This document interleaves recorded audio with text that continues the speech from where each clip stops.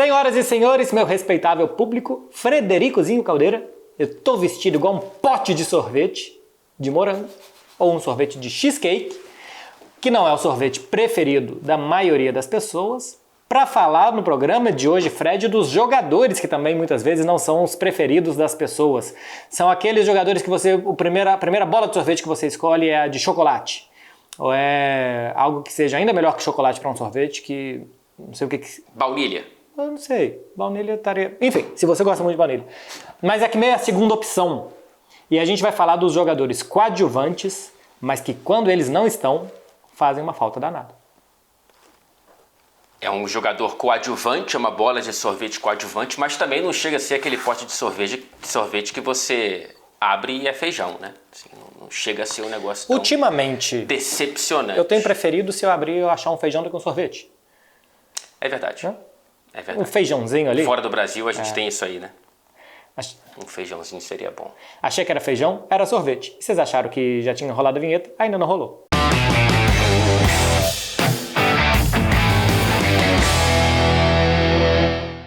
Então, Marcelinho, a gente separou alguns nomes aqui para falar da importância desse coadjuvante que muitas vezes ganha traços de protagonista. A gente não está trazendo um lado B desses times, né? Nada disso. A gente está trazendo jogadores com um reconhecimento público muito grande, alguns mais, outros menos, mas que acabam, entre aspas, soterrados nas manchetes, porque quem ocupa as manchetes e as premiações individuais, que vai ser um dos temas desse programa aqui, são os atacantes, são os meias, são Haaland, Benzema, Vinícius, De Bruyne, etc e tal. Enfim, a gente separou alguns nomes aqui, cara. Eu queria começar te convocando para abrir os trabalhos com o Toni Kroos, porque a gente está vendo de maneira muito flagrante o que todo mundo sabia que ia acontecer e está acontecendo, que é um Real Madrid sentindo falta da presença do alemão nesse meio campo. O próprio Ancelotti recentemente acho que o chamou de insubstituível e que está tentando se virar com o que tem para ver se consegue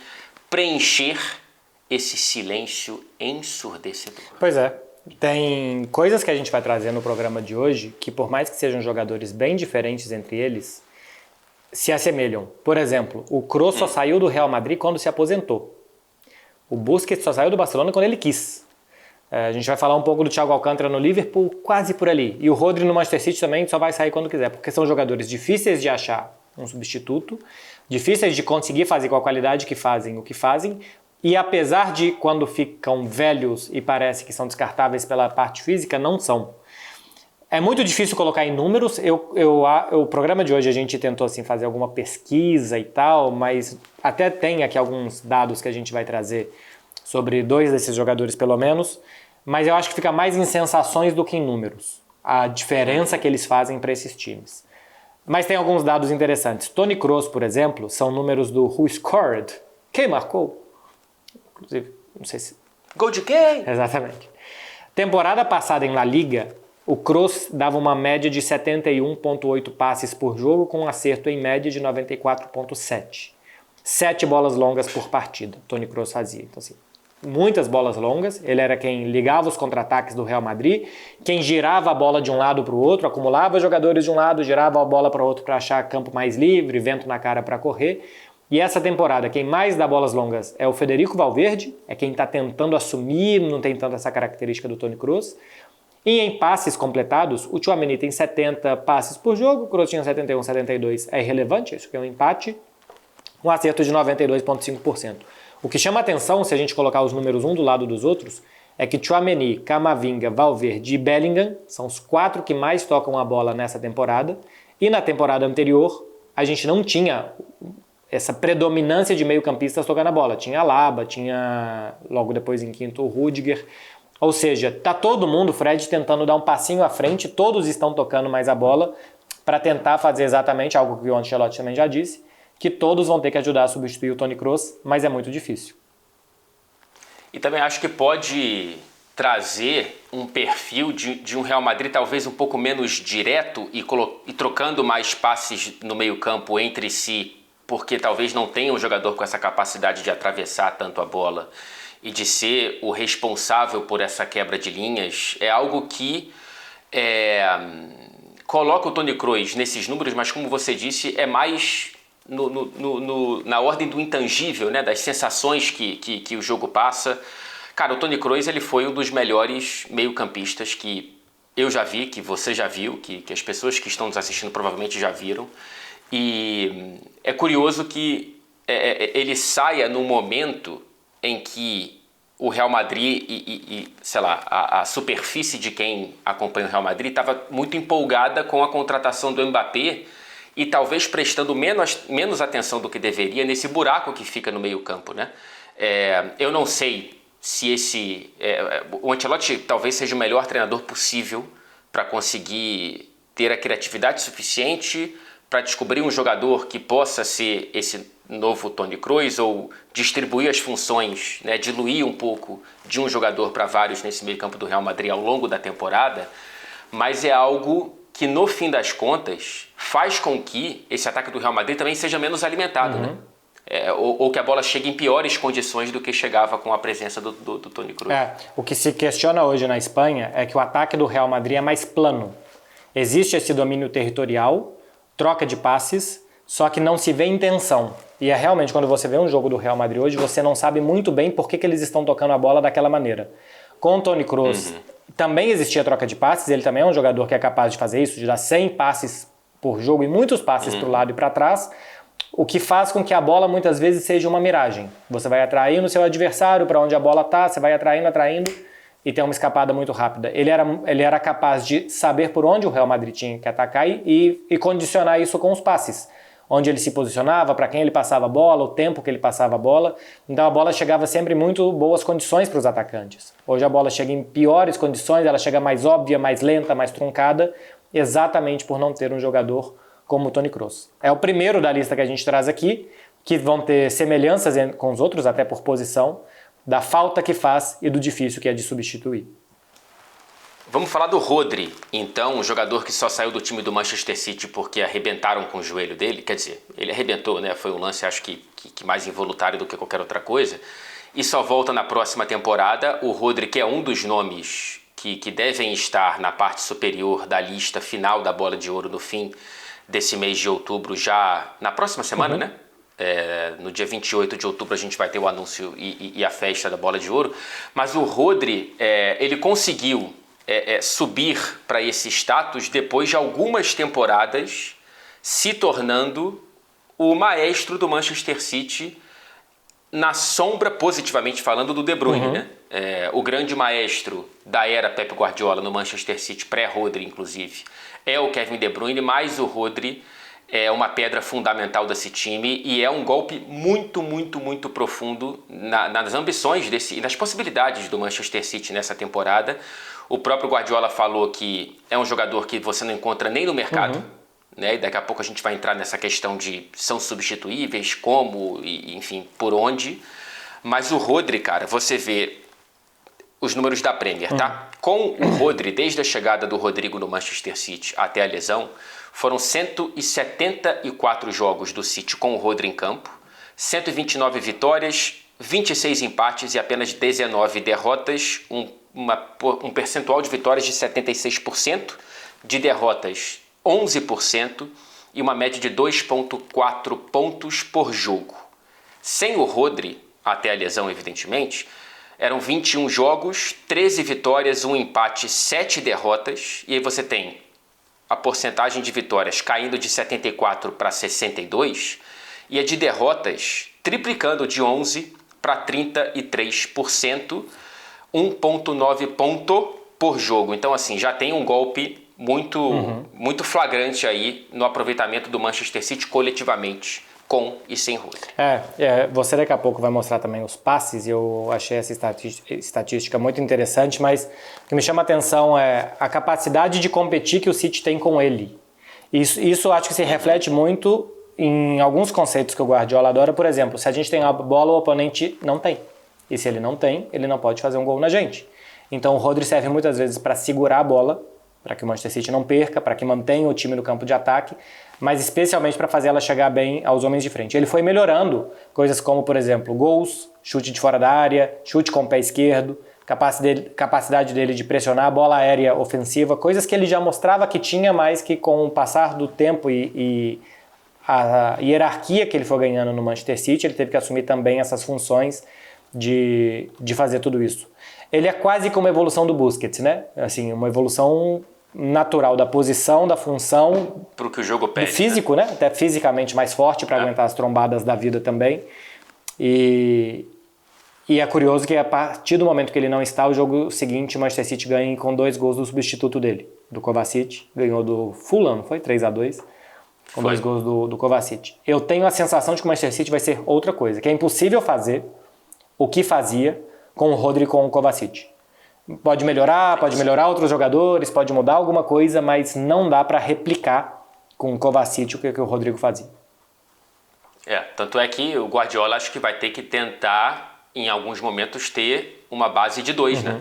Uma dupla ali, e não apenas o Rodri dando mais liberdade para outros meio-campistas. O Guardiola, a gente tem essa imagem que é factual do Guardiola, não olhar muito para o físico dos jogadores, de querer e fazer um timaço como o Barcelona e o próprio Manchester City com Bernardo Silvas da vida, mas ele outro dia comentando a possibilidade do Rico Lewis, que é muito bom jogador da base do City, de ser esse cara por ali. Ele fala, cara, ele é muito bom, ele pode jogar ali, mas eu queria muito que o Rico tivesse o dobro do tamanho que ele tem, né? Porque você precisa de um cara para você duelar com, sei lá, um meio-campo de Joelinton e Sandro Tonali, ou então com Thomas Partey, ou etc. e tal. Então você precisa desse tipo de cara, e o Rodri tem isso, o Rico Lewis não tem, o Kovacic não tem ninguém no Manchester City com essa capacidade física também, além da capacidade técnica. E esse número aqui, Beckler, eu estava pesquisando antes do programa, eu tomei um susto, porque ele traz uma disparidade que eu não imaginava. Passes progressivos dentro da Premier League de jogadores do Manchester City, do time todo, na temporada passada e nessa temporada. E aí a métrica do passe progressivo é que você consiga ganhar alguns metros do campo com esse passe, sem contar 40% do campo defensivo. Então não vai ter o Ederson nessa lista, não vai ter uma saída de bola dentro da própria área, ela ali da intermediária do próprio campo em diante, né? Então, na temporada passada, o líder nesse quesito, adivinhe, era o Rodri, com 376 passes progressivos na Premier League. O segundo da lista é o Bernardo Silva, com menos da metade, 177, seguido do Rúben Dias com 173, do Foden com 168 e depois o Walker com 157. Nessa temporada, e vale a pena olhar para esse número, inclusive pré-lesão Rodri, porque ele mal jogou, né? O City deu férias para ele depois da lesão na final da Eurocopa. Ele voltou, jogou 2, 3 partidas na temporada e se machucou. A gente tem na liderança o Akanji, com 63 passes progressivos dentro dessa Premier League. Na segunda colocação, o Vardiol, com 50. Na terceira, o De Bruyne, com 47. Na quarta, o Rúben Dias, mais uma vez, aparece com 32. E depois o Kovacic, com 31. Então, já dá para ver que quem desamarrava os nós na progressão da saída de bola, ou até da agressividade do sistema de passes do Manchester City, da ciranda do Pep Guardiola, era esse cara. E o que chama atenção aqui é a diferença do perfil de jogadores que está fazendo o Manchester City empurrar o adversário para trás. Hoje, do top 5 de jogadores do Manchester City que mais dão passes, que jogam o adversário para sua defesa, a gente tem 3 zagueiros, Akanji, Gvardiol e Rúben Dias. Por isso que eu acho que para atacar vai ser muito diferente sem o Rodri. Já teve jogo, como a gente assiste muitos jogos durante a temporada, que eu falei, hoje eu vou assistir só o Rodrigo, eu não vou ver o Manchester City. E eu vou assistir o Rodri jogar. E eu queria ver como que ele tentava cada passe, para onde que ia, por que ele fazia cada passe. Assim, eu olhei o Rodri jogando. E foi o Manchester City Everton da temporada passada, que o Manchester City decidiu no segundo tempo com, acho que 2 gols do Haaland de rebote, de escanteio, alguma coisa assim. E foi um jogo que o Everton marcou muito bem o Rodri, porque impediu que o Rodri passasse a bola para frente. Sempre que ele dominava, tinha gente obrigando ele a estar de lado, estar de costas, e só dar continuidade nas jogadas. Só dar passe bobo pro lado, para trás, pro lado, para trás. Com isso, o Manchester City não armou nada, porque depende do Rodri para dar um passe longo, para inverter uma bola. A questão do futebol é que o Doku vai receber a bola, todo mundo já sabe. A parada é que o Doku receba a bola quando não tem gente em cima dele, quando não tem 2, 3 jogadores em cima dele, que aí ele consegue ir para um contra um. E como que você faz isso? Com um cara que vai ter uma bola longa, precisa, que vai passar por cima de 4 ou 5 jogadores do adversário, que vai cair no pé do outro. Então... E você vê que depois da lesão dele contra o Arsenal, que tinha um homem a menos e o City sufocou, quem estava chutando a bola de fora da área ou tentando dar um passe como meia já na entrada da área do Arsenal era o Rúben Dias, era o próprio Akanji, se não me engano, ou era outro zagueiro. Naquele jogo o Rúben Dias deu 5 finalizações. Acho pois que foram... Imagina se o Rodri tivesse ali, né? Tinham sido... Eu lembro que eu fiz um vídeo falando sobre a má qualidade do ataque do Manchester City no segundo tempo contra o Arsenal, que eram 28 finalizações, alguma coisa assim. E se fosse pegar de Walker, Rúben Dias, Akanji, dava 10 ou 12. E não teve nenhum chute do Gundogan contra o Arsenal no segundo tempo. Ele tinha chutado 2 vezes até os 15 minutos. E tinha só 2 do Foden, que jogou 30 minutos naquele jogo. Ou seja, é aquela bola que quando cai no pé do Rodri, bom, deu um título de Champions, né? E muitas vezes desenrosca os jogos. E falta também não só a característica da armação, mas a característica da finalização. Seguindo para Sérgio Busquets. A temporada passada mostrou como o Barcelona não conseguiu substituir o Busquets. Tentou uma solução meio caseira, que foi o Oriol Romeu, formado no Barça, era apontado na base como um substituto do Busquets, um novo Busquets, embora sejam quase da mesma idade, com conhecimento do estilo de jogo, vindo de uma boa temporada pelo Girona, fazendo a mesma função, mas que não conseguiu minimamente replicar o que fazia o Busquets. O Frenkie de Jong nunca foi um 5, nunca foi esse jogador, e o Barcelona passou a temporada inteira correndo atrás do próprio rabo, procurando o substituto do Busquets, e não achou. O Busquets ele tem uma coisa de muito especial, além disso tudo que a gente falou do Rodri em alguma proporção, porque o Rodri é uma evolução natural do Busquets, a capacidade de jogar de costas para sair da pressão adversária. De ler o que vai vir, de ler o jogador que vai chegar, para como girar o corpo. Tem compilados e compilados de vídeo do Busquets driblando sem tocar na bola e com a bola muitas vezes parada, é só com o corpo para cá e para lá. E muitas vezes era quem melhor fazia a leitura de onde pressionar o adversário também. Apesar da incapacidade física, né? Muito lento, muito magro, mas tinha uma leitura muito boa. Em nenhum momento o Barça conseguiu substituir. Até que nessa temporada... Bom, na temporada passada o Xavi já tinha tentado, e nessa mais ainda, fazer o que o Guardiola talvez faça, colocar 2. É tão difícil substituir um que você tem que colocar 2. E o Busquets, ele transforma essa posição em outra coisa, eu acho, né? Assim, eu não vou dizer que é um ineditismo, mas para aquele momento do futebol, o Busquets ele consegue transformar a própria função, né? Em outra coisa, né? Era um camisa 10 jogando como 5, com um porte físico de camisa 10, com trejeitos de camisa 10, mas fazendo aquela posição mesmo sem bola de maneira muito, muito, muito eficiente. Assim. O Busquets, ele, dessa lista, certamente foi quem deu mais prazer da gente ver jogar, né? Acho que alguns podem apontar que preferem um pouco o Kroos, ou até alguns lampejos do Thiago Alcântara, ou a modernidade da função do Rodri, mas a longevidade que o Busquets apresentou no Barcelona, com tantos Barcelonas diferentes dentro dessa longevidade do Busquets, é algo que acho que dessa lista só é comparável ao próprio Toni Kroos. Ficou de 2009 a 2023, quase 15 anos. Passaram técnicos e ninguém minimamente cogitou tirar o Busquets do time. Enquanto ele quis, ele ficou e ele foi titular. Desbancou Yaya Touré, né? Yaya Touré era o titular da posição no primeiro ano do Guardiola, e o Busquets, que começou a entrar naquele ano como um meia mais avançado, como um substituto do Xavi, Guardiola puxou ele para a função de 5 e ele nunca mais saiu do time. E daqui a pouco deve ser um técnico incrível.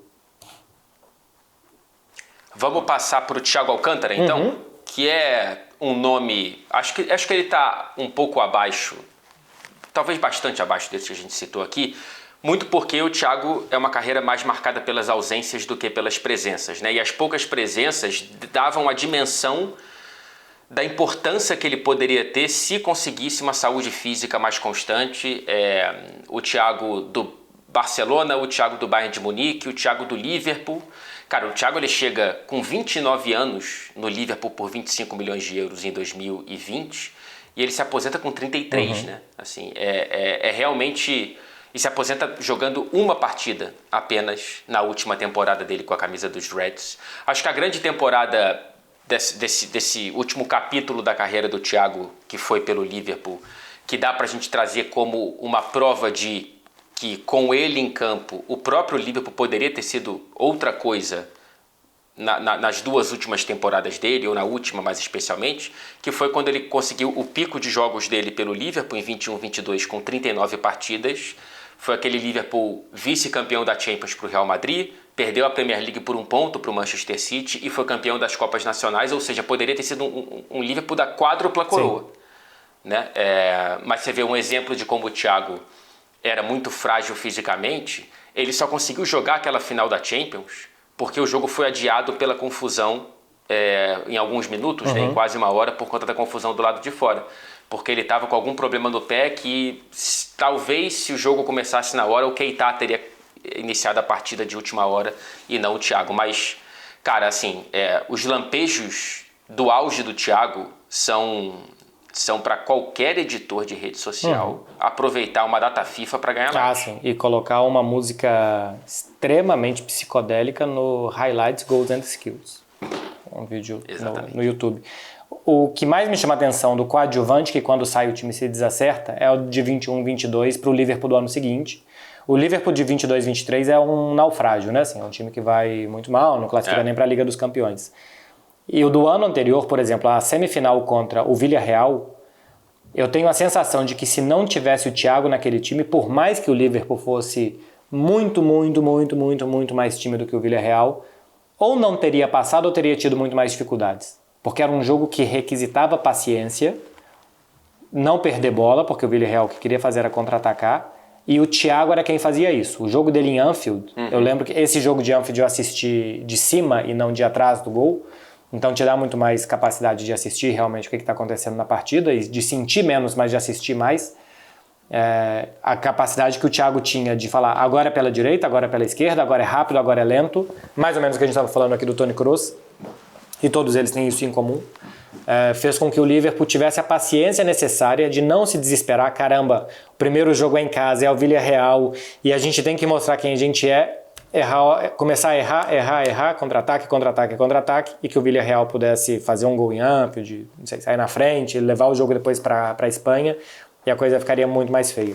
E depois, 22-23, já sem o Thiago, já com muitas lesões, o Liverpool não conseguia mais ser aquele time super intenso da primeira era Klopp, que amassava os seus adversários, e não conseguia ter mais a pausa que o Thiago dava. Então acho que o Liverpool perdeu. O Liverpool virou uma coisa no meio dos dois caminhos e que não foi nenhuma das duas. O Thiago, é importante lembrar disso, né? Foi o Thiago quem trouxe a pausa para o heavy metal. Ele transformou o Liverpool em outra coisa. Acho que a contratação dele foi mapeada também pela necessidade que o Liverpool via de tentar trazer em certos momentos, em certas partidas, um cara um pouco mais swingado do que direto. E o Thiago trouxe isso, e essa temporada foi uma prova muito grande. Repito, né? Se o Courtois não tem uma noite tão brilhante em Paris, e se o City tropeça em um jogo, a gente poderia estar falando de um Thiago Alcântara com a quádrupla coroa. Mas é aquele e se no futebol, e acho que resume a carreira do Thiago, né? É uma carreira com 2 títulos de Champions, é uma carreira super vencedora, na nata do futebol europeu, porém, dá aquela sensação do e se. Nunca foi tudo que poderia ter sido. O que será tudo que poderia ser é o que vem a seguir. Então vamos para o nosso Out of Context. E é algo que eu vou trazer aqui, Fred, que poderia nem estar no Out of Context, porque vale para o contexto mesmo do programa, que é Sérgio Busquets tem apenas um prêmio individual em toda a carreira. Você entra na casa do Busquets, primeiro que tem vários carrões, ele adora carros e entende, não sei o que e tal. Mas depois quando você entra na sala de troféus dele, tem Liga dos Campeões de 2009, 11, 2015, tem 3 Liga dos Campeões, tem uma Copa do Mundo, tem uma Euro, tem uma porrada de La Liga, o Barcelona chegou a ganhar 8 de 11, e tem um prêmio individual, um MVP, qual foi? Um melhor jogador da Nations League de 2021, que a Espanha nem ganhou. É o único prêmio individual. O Busquets nunca esteve nem em seleção da UEFA. Melhor 11 da temporada. Acho que a UEFA até parou de fazer isso assim, de 2 anos pra cá. O Busquets nunca nem esteve lá, seleção da temporada, esse tipo de coisa, nada de nada, ninguém nunca reconheceu. Se daqui a 5.000 anos uma nova civilização chegar e perguntar quem era Sérgio Busquets, vai ser difícil de explicar. Não, tem 2 pontos aí que me intrigam. Primeiro que com essa ausência aí imperdoável de prêmios individuais, se o Busquets ganhar, sei lá, na raspadinha do bairro dele, ele deve se emocionar. Ah, sim. Porque assim, É uma coisa... ele deve se sentir realizado. Ele tem que, a partir do momento que ele se aposentar, começar a disputar um esporte individual bem fácil, né, para poder ganhar, e aí vai ser muito difícil que ele ganhe. Por exemplo, tênis em dupla, se eu fosse ele, eu não jogava.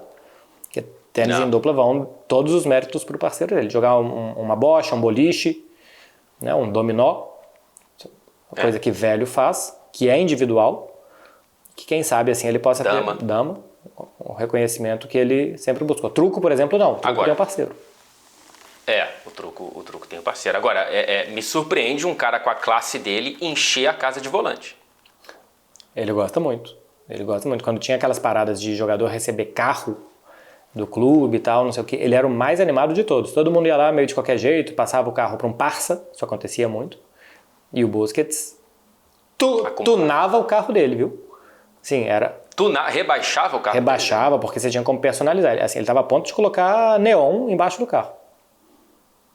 Então, se daqui a pouco passar um carro aí no seu bairro, todo cheio de neon, rebaixado, com o escapamento todo estourado, pode ser o Sérgio Busquets fazendo uma visita a Rio das Ostras.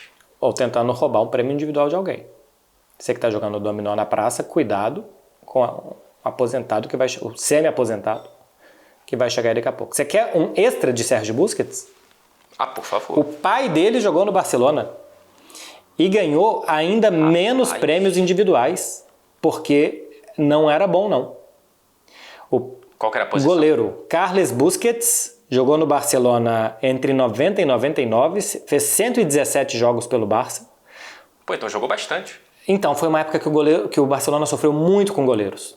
Ele era reserva do Zubizarreta, até 94, 95. Aí veio Vitor Bahia. Aí depois o Barcelona passou anos sofrendo com Rudi Respi, Busquets e acho que o Roa, argentino, também jogou no Barça, aquele goleiro da Argentina dos anos 90. Foi uma época terrível, até a chegada do Vitor Valdés. Assim, o Barcelona sofreu muito. Acho que contratou aquele goleiro da Turquia que jogou contra o Brasil também. Rapaz, qual era o nome dele? Eu esqueci. Então, não era ele o Rudi Respi, não, né? O Rudi Respi acho que era um holandês. Não. Mas tinha aquele goleiro que fazia, tipo, uma maquiagem. Ele tinha embaixo 2 traços pretos como aqui, se ele estivesse indo para uma guerra no meio da savana. E não me lembro o nome. Rustu. Pode ser. Rustu. É sim. Pode conferir. É Rustu. Ponto para Marcelo. Pode conferir.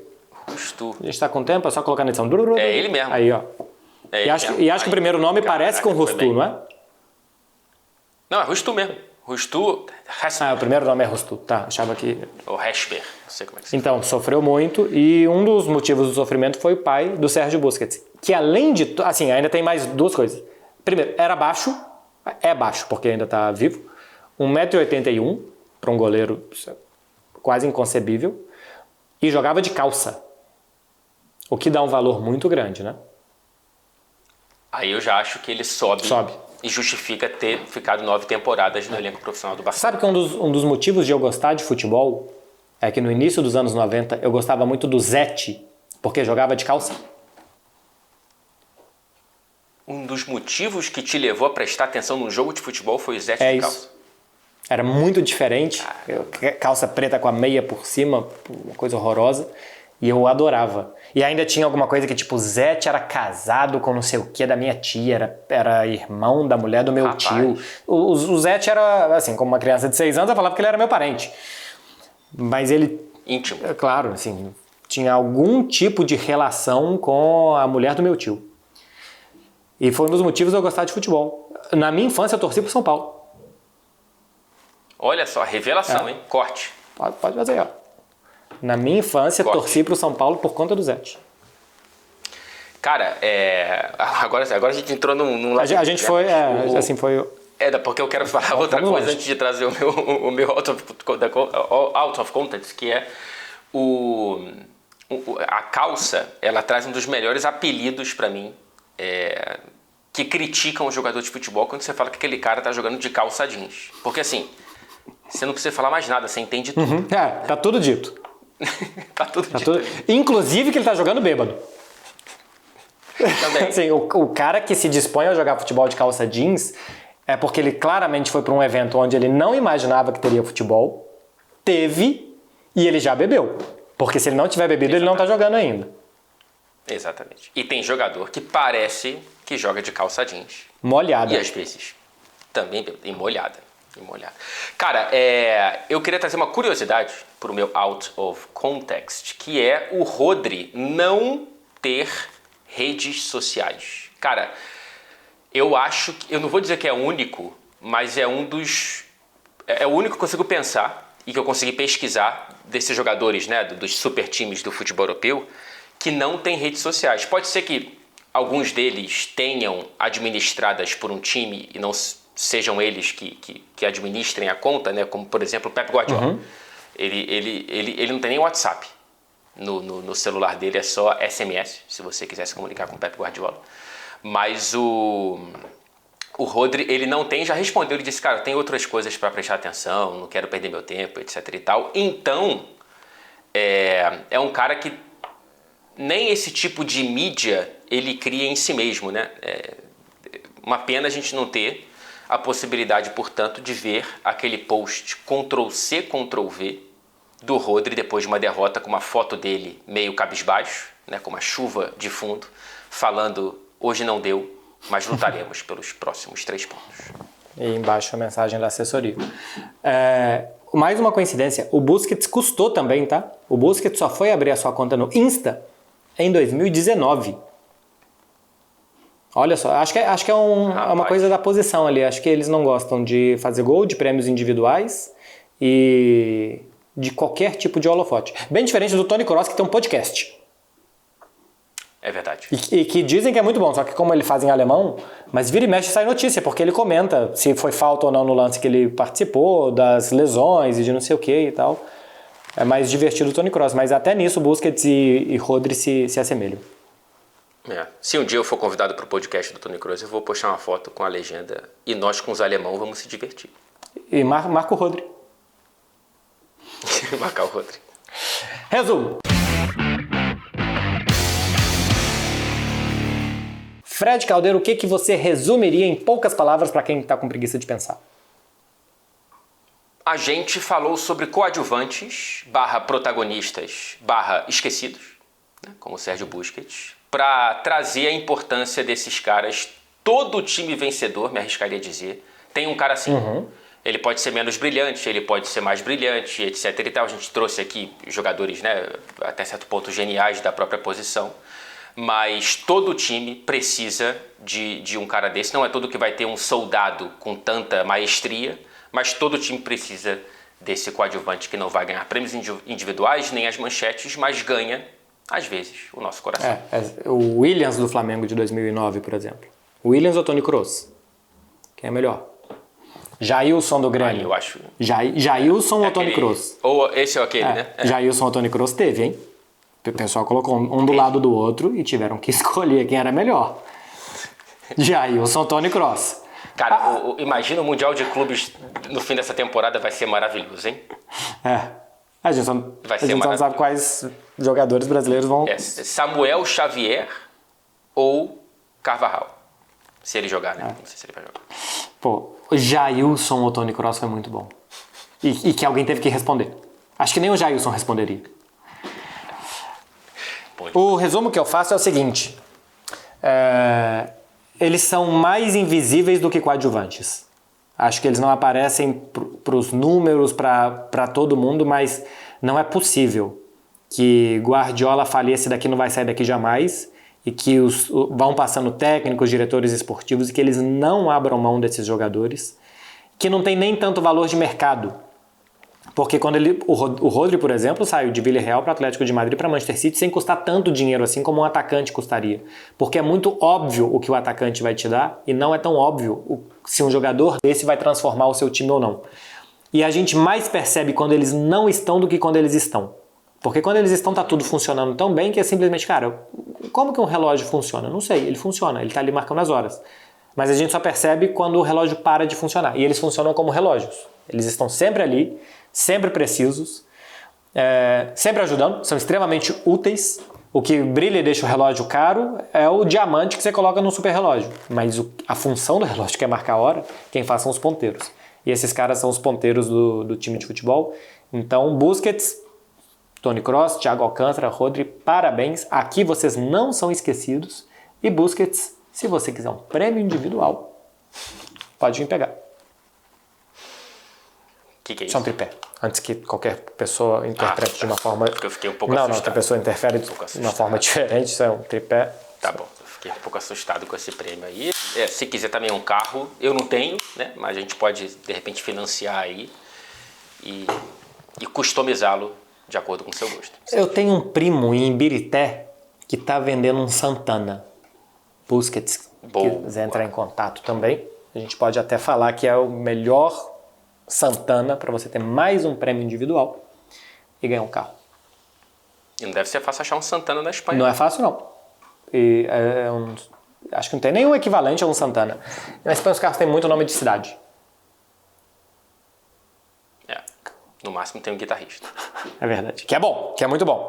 Frederico, até semana que vem, hein? A gente volta até semana que vem, terça-feira que vem, 11 horas da manhã, com mais um tema para explicar aqui para vocês. Vocês façam favor de deixar nos comentários quem é o coadjuvante do seu time que você nunca esqueceu e que sempre foi pouco reconhecido.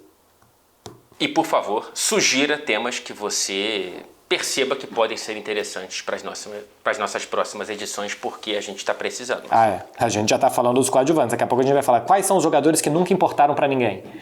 Quais são os jogadores que nunca foram. E aí? Exatamente. Qual jogador eu não acho no Google? Né? E aí a gente vai. Afonso Alves. Valeu, gente. Tchau, tchau.